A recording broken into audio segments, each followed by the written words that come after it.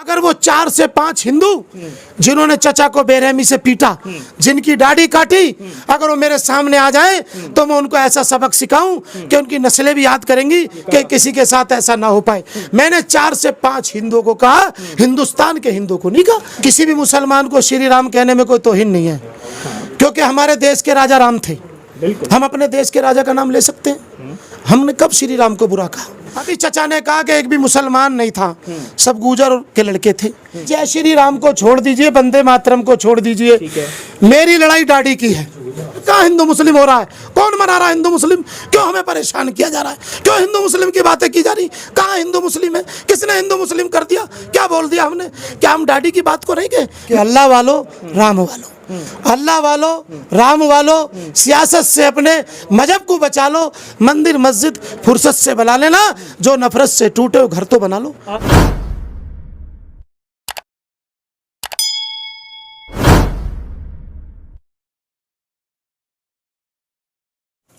गाजियाबाद के लोनी से जिस तरह की घटना सामने आई है वो वाकई दुखद है, लेकिन उसी के साथ साथ मामला जब बढ़ जाता है तो एक फेसबुक लाइव सामने आता है, और वो फेसबुक लाइव है उम्मेद साहब का, जो कि इस वक्त हमारे साथ हैं, चौधरी उम्मेद पहलवान। उन्हीं से आज सीधी बातचीत कर रहा हूं और सीधे सवाल कर रहा हूं कि आखिर पूरा मामला क्या है और इस मामले को कितना तूल दिया जा रहा है और कितना ये मामला है। सीधे सवाल, उम्मेद साहब, सबसे पहले जानना चाहूंगा, जब आपने फेसबुक लाइव किया, आपकी मंशा, आपकी नीयत उस फेसबुक लाइव के जरिए क्या थी?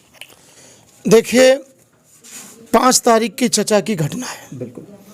6 तारीख को हम पे शहीद नगर से जिम्मेदार आदमियों का फ़ोन आता है कि उम्मेद पहलवान जी आप यहाँ आ जाइए, और ऐसे ऐसे एक चचा की दाढ़ी काट दी गई, उनको बहुत मारा पीटा गया है। हम वहाँ पे पहुँचते हैं, वहाँ कुछ लोग हमें मिलते हैं, असर की नमाज हो गई, फिर मगरिब भी हुई, हमने मगरिब की नमाज पढ़ी, उन्होंने हमसे कहा कि ये सब मामला हो गया है। हमने कहा चचा आप क्या चाहते हो? उन्होंने कहा हम इंसाफ चाहते हैं। मैं चचा फिर सोच लो, कल को आप कहीं चले गए, ना आपको जानता हूँ ना पहचानता हूँ, ना कभी हम मिले, मैं आपकी मदद करूँ और आप चले जाएं? बोले नहीं, मुझे इंसाफ चाहिए, मुझे बहुत मारा।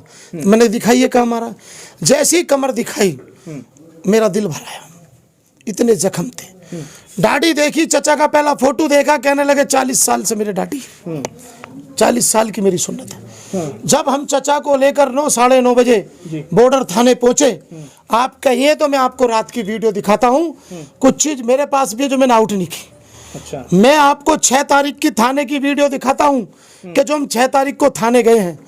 जब 6 तारीख को हम थाने पहुंचे तो 1.5 से 2 घंटे, 2.5 घंटे, 3 घंटे पुलिस हमें चक्कर कटाती रही, और हमारी जो तहरीर थी जिसमें चचा ने सारी बातें लिखी, जिस चीज को मना कर रहे हैं ये लोग, चचा ने उसमें जो सारी बातें तहरीर में लिखी जो आज मीडिया के सामने आ रही हैं, जब उन बातों को देखकर वहाँ के जो आईओ थे, नरेश, शायद नरेश ही नाम है उनका, वो बावले हो गए, थाने के लोग पागल हो गए कि ये मामला हमारे थाने में आगा क्या होगा।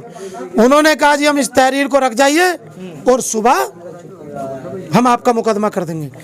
हमने उस थाने की इमेज का फोटो खींचा हुआ है, आप मिला लीजिए 6 तारीख की इमेज, स्क्रीन शॉट देखिए कि जो हमने तहरीर दी वो 6 तारीख की थी नहीं थी।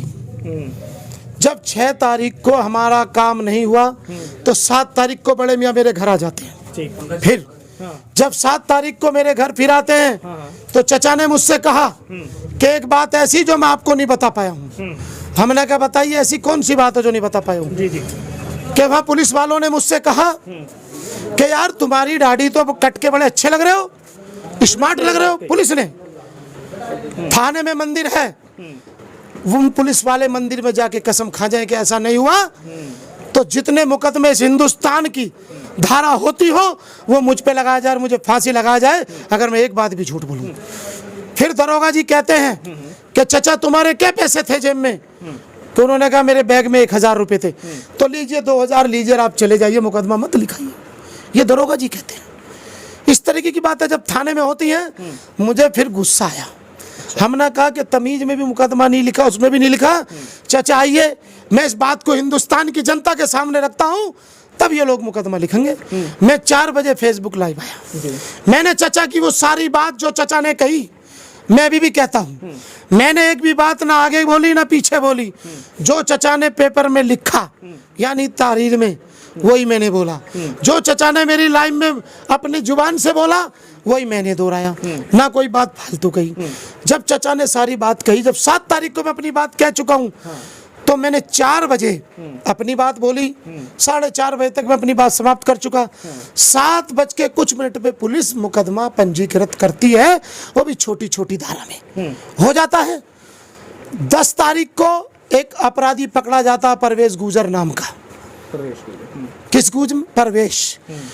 कुछ मीडिया वाले कह रहे हैं और कुछ कह रहे हैं कि मुसलमान है, क्योंकि कुछ परवेज कह रहे हैं, क्योंकि गुजर भी मुसलमान होते हैं, राजस्थान में भी और इधर भी, और परवेज नाम मुसलमान का होता है। तो किसी से परवेज निकल जाता है, किसी से परवेज निकल जाता है। यानी अगर देखा जाए सारे मुसलमान, कोई भी एक हिंदू नहीं उसमें। किसमें? बाकी तो पूरे मामले में बाकी तो मुसलमान थे ही, एक ही तो हिंदू था। नहीं नहीं नहीं नहीं, आप मेरी बात नहीं समझ रहे हो। मैं कह रहा हूं कि कुछ लोग कहते हैं कि परवेज, तो लोग समझते हैं कि परवेज तो मुसलमान है। वो परवेज नहीं है, वो परवेश है। परवेश गुजर। परवेश गुजर यानी हिंदू कम्युनिटी से आता है, वो मुसलमान नहीं है, मगर उसको परवेज कह के लोग पेश कर रहे हैं, वो मुसलमान हो जाता है। मीडिया दिखा रही मुसलमान है। अभी चचा ने कहा कि एक भी मुसलमान नहीं था, सब गुजर के लड़के थे।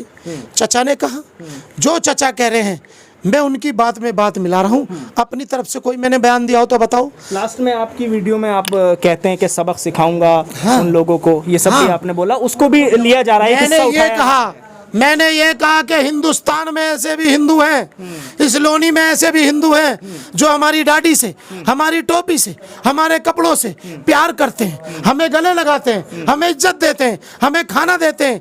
मगर वो 4 से 5 हिंदू जिन्होंने चचा को बेरहमी से पीटा, जिनकी दाढ़ी काटी, अगर वो मेरे सामने आ जाए तो मैं उनको ऐसा सबक सिखाऊं कि उनकी नस्लें भी याद करेंगी कि किसी के साथ ऐसा ना हो पाए। मैंने 4 से 5 हिंदुओं को कहा, हिंदुस्तान के हिंदू को नहीं कहा। जब आप एफआईआर कराने में साथ हैं चचा के, आप एप्लीकेशन दिलवा रहे हैं, तो उसमें वो बात मेंशन क्यों नहीं हो रही जो बात असल हुई है? चचा कह रहे हैं कि मुझसे जय श्री राम के नारे लगवाए गए, लेकिन एफआईआर में मेंशन नहीं है। ये देखिए, ये जो एफआईआर है, आप पढ़िए इसको, क्या इसमें लिख रहा नहीं लिख रहा है? ये लिखिए, देखिए मैं न कहूंगा तो मेरी बात पकड़ी जाएगी। आप बताइए। ये है हमारे पास, हम दिखाएंगे। ठीक है। अब आप जय श्री राम को छोड़ दीजिए, वंदे मातरम को छोड़ दीजिए, मेरी लड़ाई दाढ़ी की है। लाख सवा लाख जो हमारे नबियों की सुन्नत को काटा गया, जिस दाढ़ी को काटा गया, मेरी लड़ाई दाढ़ी की है। मेरी लड़ाई चचा को पीटने की है। मैं 2 बातों को लेकर आपके सामने आया हूँ। मैं 2 बातों पे बात करना चाहता हूँ। हटा दीजिए जय श्री राम को। कहाँ तक लेके जाएंगे? मैं बड़े से बड़ा वकील करूंगा। जब तक मेरी सांस में सांस है, मैं अपनी एक चीज बेचकर, अपना शरीर अगर मेरा बिकता हो, उसको भी बेचकर, अपनी गाड़ी बेचकर, अपना मोबाइल बेचकर, अपना घर बेचकर, मैं चचा को, दाढ़ी काटने वाले जालिमों को, चचा को इंसाफ दिलाऊंगा। और सारा मीडिया जी, सारी पुलिस प्रशासन सब कह रहे हैं कि इसमें ये एंगल है ही नहीं जो उम्मेद पहलवान के फेसबुक लाइव से सामने आ रहा है। दाढ़ी नहीं कटी, श्री राम के नारे को मैंने कर रहा हूं ना। मैं आपसे क्या कह रहा हूं? मैं आप श्री राम से सुनिए, एक बात तो मैं आपको बता दूं, बिल्कुल बताएं। किसी भी मुसलमान को श्री राम कहने में कोई तौहीन नहीं है, क्योंकि हमारे देश के राजा राम थे। हम अपने देश के राजा का नाम ले सकते हैं? हमने कब श्री राम को बुरा कहा? किसी मुसलमान ने आज तक राम को बुरा नहीं कहा। हमारे धर्म में यह बताया गया है, हुजूर पाक सल्लल्लाहु अलैहि वसल्लम का यह इरशाद है कि अगर हिंदू समाज का व्यक्ति या किसी भी जाति का व्यक्ति अगर आपकी गली में भूखा सो जाए तो आपकी करोड़ों रुपए पे लानत है, आपके कोठी बंगलों पे लानत है। तो हम मुसलमान लोग कभी भी हिंदू मुस्लिम की बात नहीं करते। मैंने तो बार बार कहा है कि अल्लाह वालो राम वालो, अल्लाह वालो राम वालो, सियासत से अपने मजहब को बचा लो, मंदिर मस्जिद फुर्सत से बना लेना, जो नफरत से टूटे हो घर तो बना लो। ये मैं कहता हूँ कि मुझे खतरा है। हाँ, किससे? आज तो और भी बहुत ज्यादा हो गया। क्यों? मुझे बोला गया था कि जिस दिन चचा मीडिया के सामने आ गए, क्योंकि आज से पहले चचा मीडिया के सामने नहीं आए। क्यों आए हो तो बताओ क्यों नहीं आए? इसलिए नहीं आए कि हम नहीं चाहते थे कि मामला राजनीतिक पहुंचे। हम इस लड़ाई को कानून से लड़ना चाहते थे। हमने तो सब्र कर लिया था कि वो परवेज गुजर, वो दाढ़ी काटने का हत्यारा, अगर दाढ़ी काटने के मुकदमे में नहीं जा रहा तो वो रंगदारी के मामले में चला गया है। तो चचा सब्र करके अपने घर को वापसी आ गए थे। मैं ये पूछना चाहता हूँ कि आज ये फुटेज कैसे आ गई पुलिस के हाथ में परवेज के फोन से? जब 2 दिन परवेज थाने था तो उसका मोबाइल क्यों नहीं किया? आज 4 साल का बच्चा भी मोबाइल साथ में रखता है। 6 किलोमीटर से एक व्यक्ति बगैर मोबाइल के जिम आ जाएगा, ये बात नहीं चलने वाली। पुलिस ने उसको जिम से पकड़ा, पुलिस ने उसको जिम से पकड़ा, पुलिस ने उस दिन उसका मोबाइल नहीं लिया। आखिर जिस दिन वो अपराधी जेल जाता है उसी दिन ये मार पीटने की वायरल वीडियो क्यों होती है? अगर जब वो थाने था ये वीडियो हमें उस दिन मिलती तो हम 10-20 मुसलमान को लेकर जाते और कहते कि साहब देखो वीडियो क्या हुआ। आपको खतरा क्या? मुझे खतरा ये है कि मुझे तमाम उसके गुंडे जो बाहर हैं, वो अपराधी किस्म का आदमी है, कभी मेरी गाड़ी रोक के, कभी मेरे घर आकर, कभी मुझे मोबाइल से अगर सबूत मांगेंगे तो मैं दूंगा कि मुझे धमकी मिल रही है कि हट जाइए, लाइव हटा दीजिए, चचा का साथ छोड़ दीजिए, घर बैठ जाइए। पता नहीं आपको आप किसकी सरकार में तरह तरह की बातें मुझ पे आ रही हैं, तरह तरह की। मगर मैं आज आपको एक बात बता रहा हूँ, अगर अल्लाह ताला ने मेरी मौत, मैं अपनी मौत को, उसको शहादत को कहूँगा कि अगर अपनी कौम की लड़ाई के लिए, अपनी सुन्नत के लिए अगर मैं शहीद हो जाऊँ, मैं मर भी जाऊँ तो मैं अपने पर फ़ख्र समझूँगा। मगर मैं आपकी मीडिया के माध्यम से कह देना चाहता हूँ और मैं इंतज़ाम से दरख्वास्त करता हूँ, और हमने इसलिए चचा को दबा के रखा, दबाने का मतलब है हटाकर, यहाँ की भाषा है जी। कि कभी तो किसी दल का फ़ोन आ रहा था कि हमें चचा से मिलवाओ, कभी किसी दल का फ़ोन आ रहा था हमें चचा से मिलवाओ। मुझे पता था ये राजनीति मुद्दा हो जाएगा। मैं इस परिवार से बोल कर गया था कि चचा की दवाई करना, मगर चचा को किसी नेता से मत मिलवाना। क्या मैंने बुरा किया या अच्छा किया? आप बताइए। अगर नेता से मिलवाते तो नेता, फिर तो आप बताइए कि कुछ नेता आग लगाने का भी काम करते हैं। आज मैं चैनल के माध्यम से कह देना चाहता हूं कि सांप्रदायिक बातें अगर कोई बना रहा है तो 1-2 चैनल बना रहे हैं, वो दिखा रहे हैं। क्योंकि सांप्रदायिक बातें कहाँ हुई हैं? जिस दिन दाढ़ी कटी, क्या वहां हिंदू मुस्लिम हुआ? नहीं हुआ। जिस दिन वो थाने बैठा, क्या हिंदू मुस्लिम हुआ? नहीं हुआ। वो 2 दिन थाने रहा, हिंदू मुस्लिम हुआ? नहीं हुआ। वो कोर्ट गया, हिंदू मुस्लिम हुआ? नहीं हुआ। फिर कहाँ हिंदू मुस्लिम हो रहा है? कौन मना रहा है हिंदू मुस्लिम? क्यों हमें परेशान किया जा रहा है? क्यों हिंदू मुस्लिम की बातें की जा रही? कहाँ हिंदू मुस्लिम है? किसने हिंदू मुस्लिम कर दिया? क्या बोल दिया हमने? क्या हम दाढ़ी की बात को नहीं गए? मैं फिर कह रहा हूँ, मैं 2 बातों के लिए खड़ा हुआ हूँ, पिटाई और दाढ़ी। अगर मैंने तुम्हारे साथ कोई अपराध किया भी है तो आप पुलिस के पास जाएंगे, मुझे मार नहीं सकते। पूरे मुद्दे पर बात करने के लिए बहुत बहुत शुक्रिया, तफसील से बात रखने के लिए और अपना समय देने के लिए। हमारे साथ उम्मेद पहलवान इस वक्त मौजूद थे, जिन्होंने तफसील से पूरा मुद्दा बताया है और समझाया है कि उस वक्त आखिर हुआ क्या था और किस तरह से इस पूरे मुद्दे को आगे लेकर चला जा रहा है। अनूप शहर से INN चैनल के लिए साहिल नकवी।